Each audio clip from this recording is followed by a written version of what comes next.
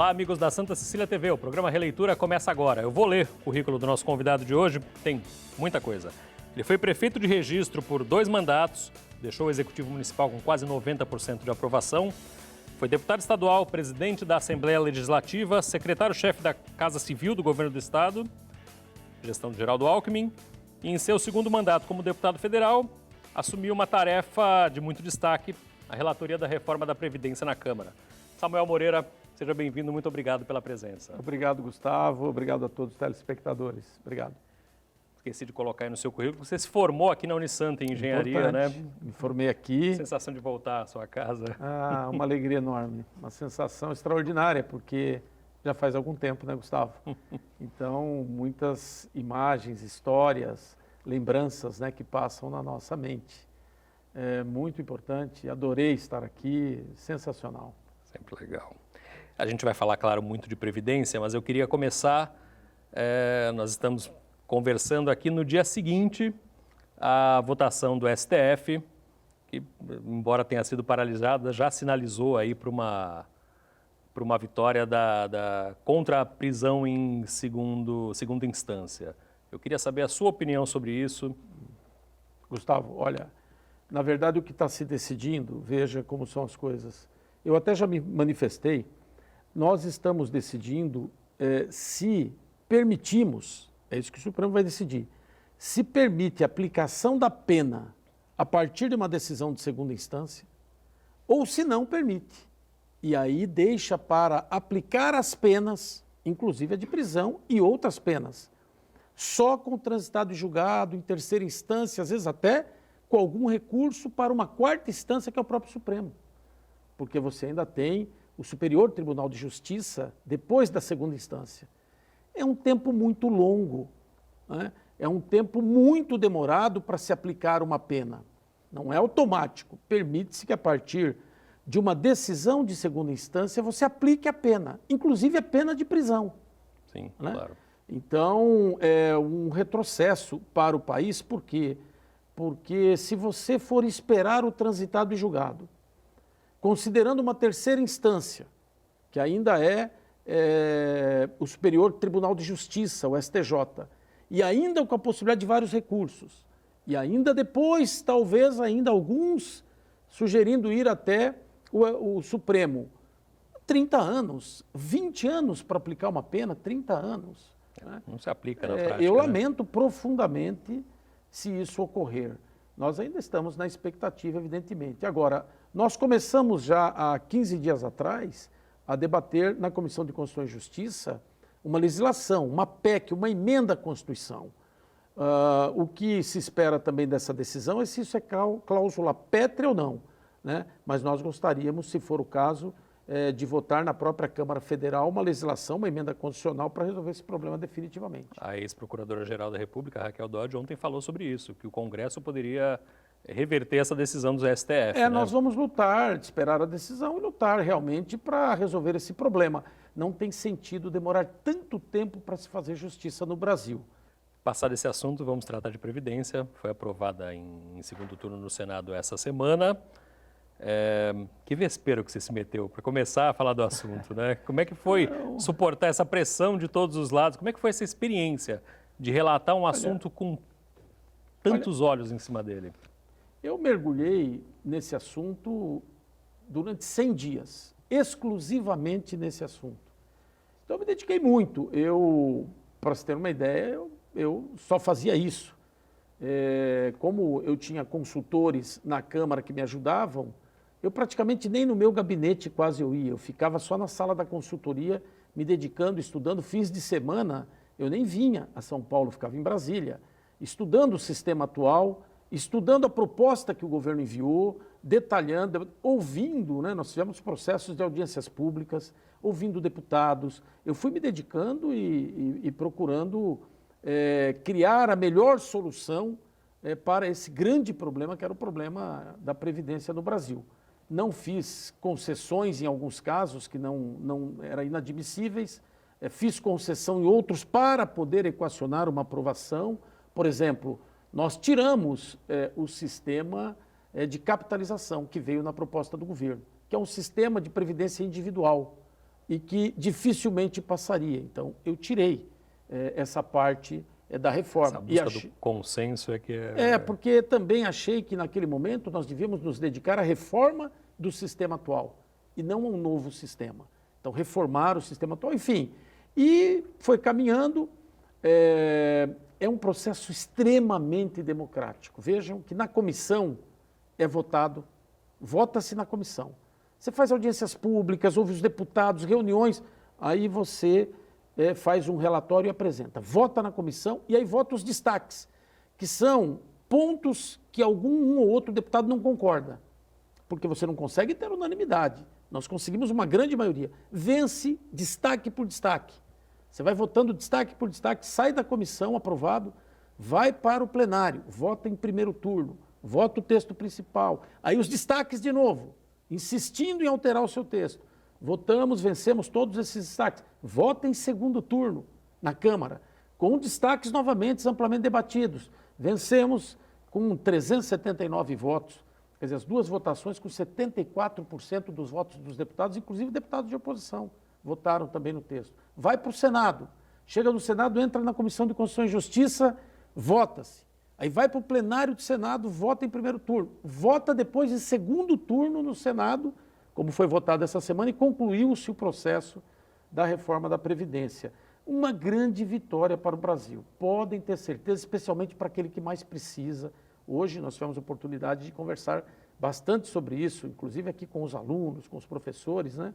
Fizemos uma apresentação sobre a reforma da Previdência, que é um sistema para nos preservar, para nos dar garantias, um seguro contra a perda da capacidade laboral, porque nós vamos perdendo a capacidade de trabalho quando ficamos mais velhos, né? Nós vamos ficando mais velhos, nós vamos perdendo a capacidade de trabalho ao ponto, numa determinada idade, de não podermos mais nem trabalhar.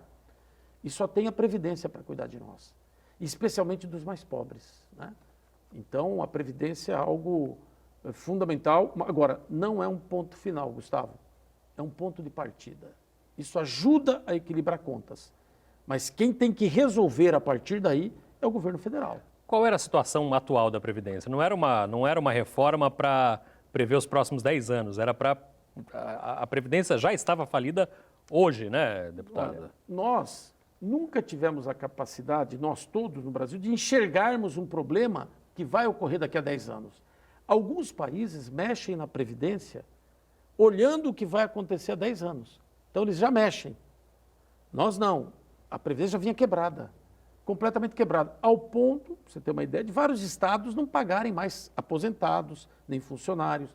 O Rio Grande do Sul não paga, Minas Gerais, Rio de Janeiro, Goiás, Rio Grande do Norte, tudo quebrado. E outros estados vão quebrar. E o governo federal só não estava quebrado porque está aumentando a dívida.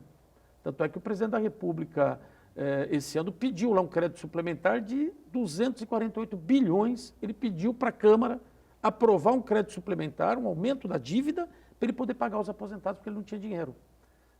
Você imagina, Gustavo, que o telespectador também, de todo o orçamento do governo federal, todo o orçamento, 55% foi gasto com as aposentadorias em 2018. E em 2026, a projeção é de 78% de todo o orçamento ser gasto apenas com a aposentadoria. Por quê? Nós estamos vivendo mais, graças a Deus. E quanto mais a gente viver, mais nós vamos receber a aposentadoria. Então, a conta não fecha, né? Então, e outra, muita gente se aposentando cedo. Se aposentando com 48 anos, 49 anos, com 50 anos, porque o Brasil nunca teve idade mínima. Diferente da grande maioria dos países, todos já têm uma idade mínima. Até porque a aposentadoria é esse seguro que nós precisamos ter lá na terceira idade, quando nós envelhecermos, ficarmos mais velhos. Não agora, enquanto nós temos capacidade de trabalhar. Mas muitos, ainda com capacidade de trabalhar, com 49 anos, recebem a aposentadoria. E vira uma complementação de salário. E tira do idoso. E o idoso nunca pode ganhar uma aposentadoria melhor. Por quê? Porque o mais novo está tirando de lá, né? O mais novo está tirando de lá e a vida do idoso é mais difícil, né? Os problemas, é bom ser idoso, você é mais experiente e tal, mas surgem problemas. Você tem que gastar mais com remédio, gastar mais com a saúde, né? Você tem mais dificuldade de trabalhar, né? Você quer ter uma vida mais tranquila. Então você quer ter uma aposentadoria melhor. Mas como você vai ter uma aposentadoria melhor se os mais novos estão tirando desse mesmo sistema? Então você tem que proteger o sistema de aposentadoria, proteger o mais idoso, né? Ele realmente precisa. E, Gustavo, só para concluir, o mais pobre, né? Porque 65% das aposentadorias no Brasil são de um salário mínimo, né? 82% é até 2 salários mínimos. E essas pessoas precisam receber aposentadoria, porque elas só têm isso. Elas não conseguem poupar, elas não conseguem fazer patrimônio para chegar à velhice e ter algo que possa suportar os problemas que surgirão ao parar de trabalhar, né? Então, essas pessoas só têm isso, elas têm que garantir, ser o garantidor, não deixar quebrar como estava quebrado, né? A gente está chegando no final desse bloco, mas eu não queria terminar sem perguntar isso. A reforma que foi feita foi a reforma possível? Foi a reforma ideal? Haverá necessidade daqui a alguns anos de se fazer outra reforma da Previdência? Olha, nós temos que trabalhar com o momento. Foi a ideal, né? Para esse momento foi ideal. Foi até surpreendente, porque jamais imaginavam que pudesse ter um resultado como esse. Todas as tentativas fracassaram, todas. E essa foi bem sucedida. Então, ela é ideal. Bom, aposentadoria é cálculo atuarial, né? Você sempre vai calculando no decorrer do tempo o que você recebe de contribuição e o que você paga de aposentadoria. Esse cálculo você vai fazendo, projetando quantos vão entrar na aposentadoria, daqui a quanto tempo. Então, um determinado tempo lá na frente, você dá uma analisada. É muito normal. Nós queríamos até que a idade mínima, por exemplo, né, que vai passar a ser para quem vai entrar no sistema, vai ser 65 anos para homem e 62 para mulher, nós gostaríamos que essa idade mínima fosse aumentada automaticamente de acordo com as projeções do próprio IBGE. Né? Então, muitos países fazem isso, eles vão alterando, mas nós acabamos deixando para ser alterado por lei. Então, em algum momento, se nós passarmos efetivamente a viver muito mais, porque hoje, por exemplo, você encontra pessoas de 80 anos com mais facilidade, coisa que nós não víamos antes, né? Com 75 anos, 80 anos. Se nós passarmos a viver cada vez mais, chegarmos a 90, chegarmos a 100 anos, com disposição para trabalhar, com 60 anos, talvez você tenha que ir ajustando alguma coisa, mas isso só lá na frente se for necessário, se isso ocorrer. Mas a gente precisa estar atento, né? Porque é cálculo atuarial. O fato de não ser da base de apoio do governo mudou alguma coisa no teu trabalho? Não, nós perdemos a eleição, né, para presidente da República. Eu apoio o Geraldo Alckmin, considero sempre o melhor candidato que tinha, mas nós respeitamos o resultado da urna. Quem ganhou foi o Jair Bolsonaro, ele é o presidente. Nós entendemos a legitimidade que ele tem e o que nós vamos fazer é nos colocarmos no nosso lugar. Qual é o nosso lugar? É ajudar o Brasil naquilo que nós consideramos importantes para o Brasil. A Previdência, nós sempre defendemos. Então nós vamos ajudar. Nós não somos daquele que torce para o quanto pior melhor, torce para dar errado para se beneficiar eleitoralmente, né? Não. Agora, o que tiver errado, nós vamos criticar. Fazer as críticas contundentes, as críticas construtivas. Esse é o nosso papel. Então, para minhas convicções, fosse quem fosse, ia fazer a reforma do mesmo jeito que nós fizemos. Eu ia atuar do mesmo jeito por convicção, né? Nós fizemos a reforma por plena convicção da necessidade. Estudamos bastante, conversamos muito também com as pessoas. Perfeito. O Releitura dessa semana conversa com o deputado federal Samuel Moreira, relator da reforma da Previdência. A gente volta no próximo bloco.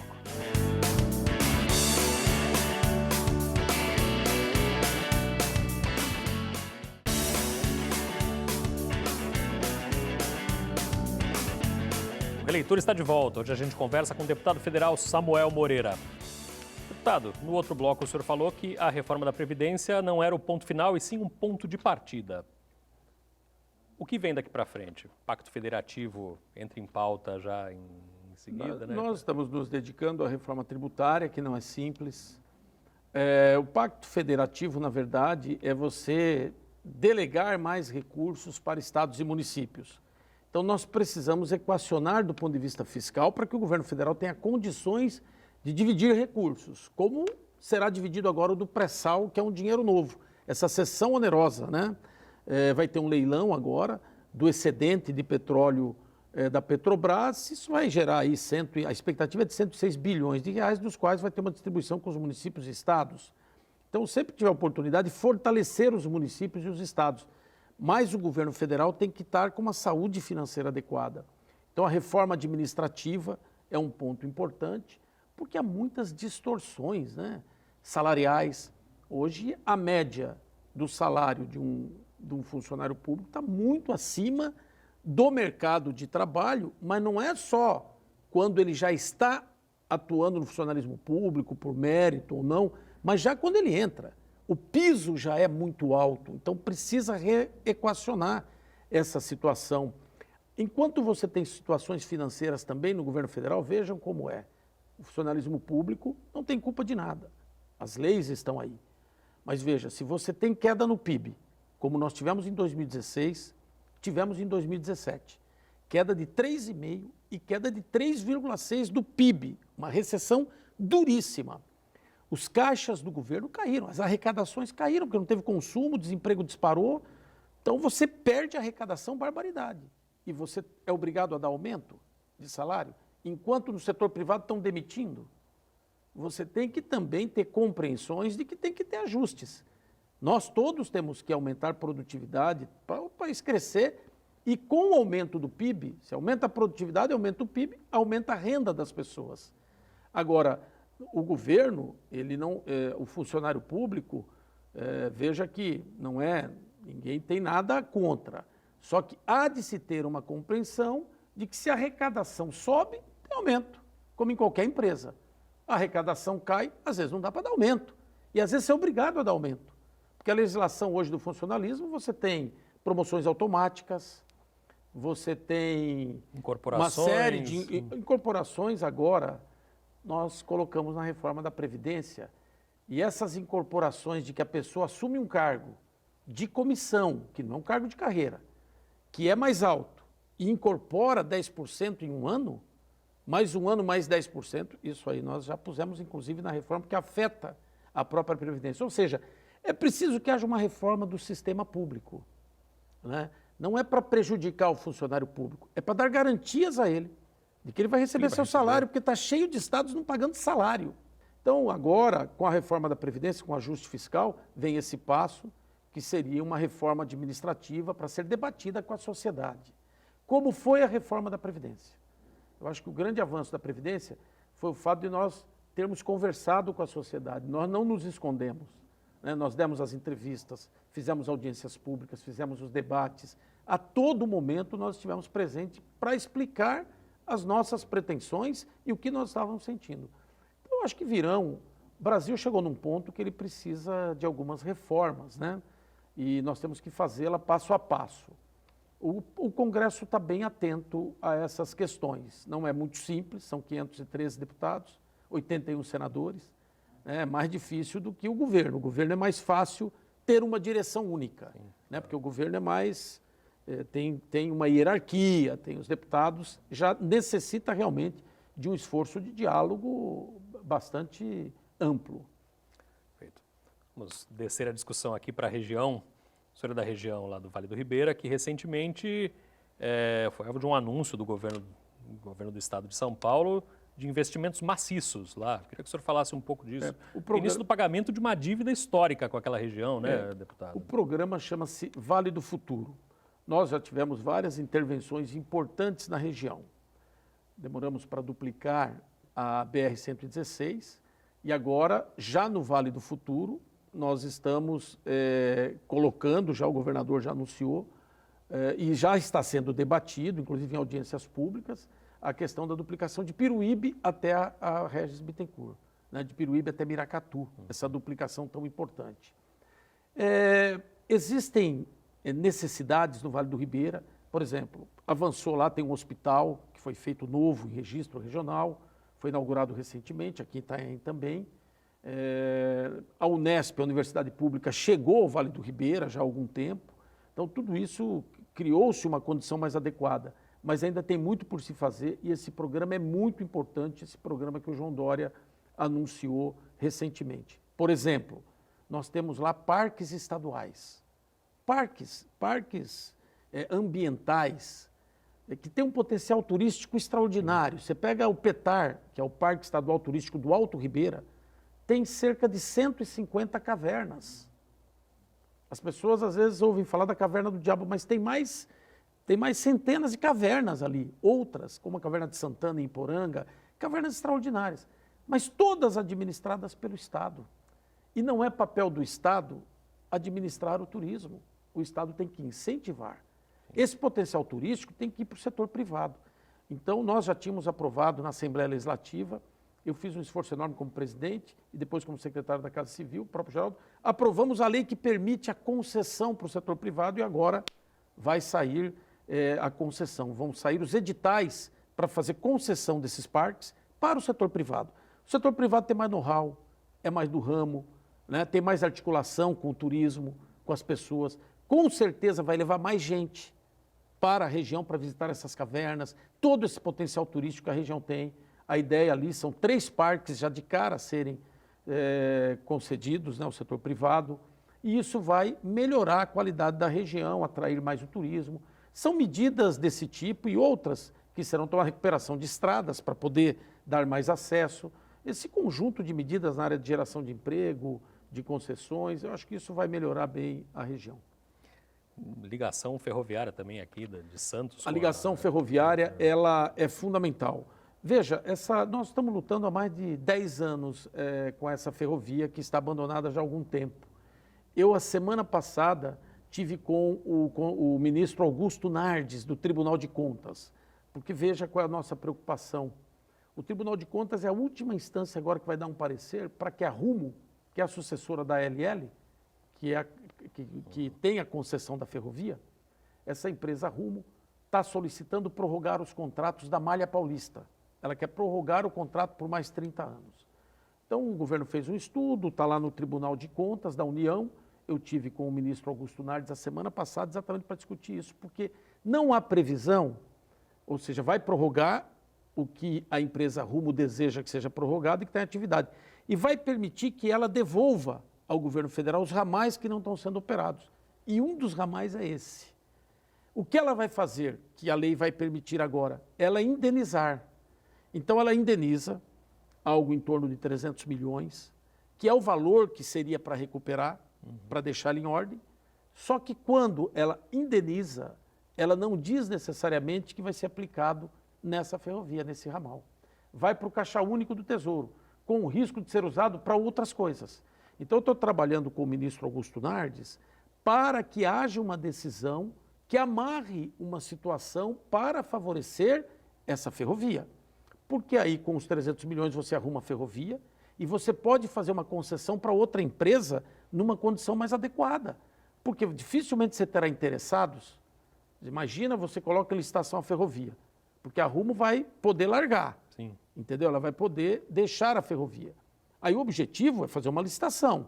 Você pode pôr um VLT até Peruíbe, com algumas idas até o Vale do Ribeira também, para compensar, porque normalmente uma concessão, você tem que ter o filé mignon e o osso, porque você não tem tantos passageiros até o Vale, mas talvez até Peruíbe você tenha. Sim. Mas você pode ter horários, que ele seja obrigado a ir até o Vale também, ainda que para atender passageiros. Cargas, entendeu? Então você tem que estruturar. Agora, o importante é que esse dinheiro, se você não aplicar na ferrovia e deixar ela como está, é mais difícil você atrair o setor privado, porque ele tem que fazer um investimento enorme para deixar a ferrovia em ordem e ainda operar. E isso aumenta o custo da passagem, né? Porque, no fundo, a tarifa, a passagem, é fruto de todo o investimento e da operação. Então, se você já tiver a garantia desse investimento, você pode reduzir passagens, valor de passagem e fazer. Então, eu estou trabalhando muito nisso e eu acho que nós vamos ser bem-sucedidos. Política é arte da conversa, do convencimento. Dá trabalho, mas faz parte, né? Também a gente foi eleito para isso, né? Você foi prefeito de Registro e depois seguiu carreira no Legislativo. Em que momento que o bichinho da política te pegou, Samuel? Rapaz, eu posso dizer que foi um pouco aqui na universidade, viu? Foi exatamente aqui, porque eu fui do diretório acadêmico. Eu fui secretário-geral do diretório acadêmico de engenharia, com os meus amigos, né? Na época. E foi uma atividade muito interessante. Eu me dedicava a isso, lembro que saímos daqui uma vez, fomos a Goiânia, num encontro de engenharia nacional, dos estudantes de engenharia. Ainda na época o presidente da UNE era o Aldo Rebelo. Saímos num ônibus de frente à faculdade, estudantes de engenharia, e fomos a Goiânia, num encontro. Viajamos na época de estudante. Então, essa coisa já veio um pouco desde a época da universidade. Ao mesmo tempo, tinha que se dedicar muito, porque a universidade era muito puxada. Nós estudávamos muito, passávamos fins de semana, passávamos, às vezes, quando era semana de prova, a gente tinha que começar já 15, 20 dias antes a estudar todos os dias, as várias matérias para enfrentar aquela semana de prova. E era período integral. Foi um período, eu tive que morar aqui, né? Eu era do Vale do Rio, mas morava aqui para poder me dedicar ao curso de engenharia. E foi uma experiência, assim, uma experiência, não dá para dizer que foi uma experiência, até porque até hoje é importante para mim ter feito o curso de engenharia aqui, né? Então a engenharia foi fundamental para mim. E eu passei a ter um bom desempenho profissional como engenheiro, porque trabalhei na Sabesp, e como prefeito me ajudou muito também, porque a engenharia ela te dá uma noção muito boa, né, da ciência exata, da administração dos resultados. Isso tudo ajudou muito. O grande governador santista, Mário Covas, que era engenheiro. Nossa, também, né? O Mário Covas era um grande líder. Foi, aliás, nosso patrono. Quando eu me formei, quem entregou o diploma para nós foi o Mário Covas. Ele era prefeito de São Paulo. E ele veio de lá para a nossa formatura. Mas, olha, eu acabei entrando para a política. Essas coisas, na verdade, eu estava lá como superintendente, eu entrei como engenheiro, fui gerente, fui chefe do departamento técnico da Sabesp. Então, eu mexia com projetos de automação, mexia com projetos de engenharia, mexia com cálculo de dimensionamento de bombas, era um engenheiro. E chefe do departamento técnico, fui superintendente e, de repente, alguns amigos, você podia ser prefeito, você tem uma boa experiência, a cidade está precisando de um prefeito. Me candidatei, ganhamos. E aí entrei, aí não saí mais. Não saí mais. Eu acompanho você nas redes sociais, você fez recentemente 30 anos de casado, né? Como é que a família lida com essa dedicação que a política exige? Esse período aí da Previdência deve ter sido muito pesado. Minha família acabou se acostumando um pouco, né? Porque no começo, lógico, até minha esposa no começo, mas se candidatar a prefeito, fica aquela sensação. Depois acaba entrando todo mundo, ajudando, torcendo. E minha esposa sempre ajudou muito, porque os filhos eram muito pequenos. Eu, quando fui prefeito, eu tinha 33 anos de idade. E o meu filho tinha 6 anos, o mais velho, e o outro tinha 3 anos. Então, ela cuidava muito, tal, e eu não tinha horário, né? Era trabalhar o tempo todo, chegava muito tarde, enfim.